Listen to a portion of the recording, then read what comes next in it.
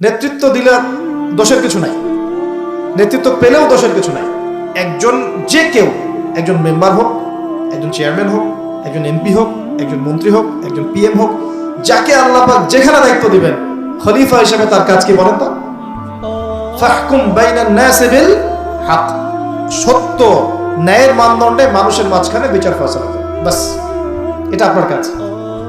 নেতৃত্ব দিলে দোষের কিছু নাই, নেতৃত্ব পেলেও দোষের কিছু নাই, কিন্তু ফাংশনটা কি, একজন খলিফার কাজটা কি? আবু বকর সিদ্দিক কেমন খলিফা ছিলেন, ওমর কেমন ছিলেন, ওসমান কেমন ছিলেন, আলী কেমন ছিলেন রাদিয়াল্লাহু আনহুম আজমাইন? তারা এই আয়াতের উপর আমল করতেন, ফাহকুম বাইনান নাসি বিল হক, মানুষের মাঝখানে ন্যায় বিচার করুন।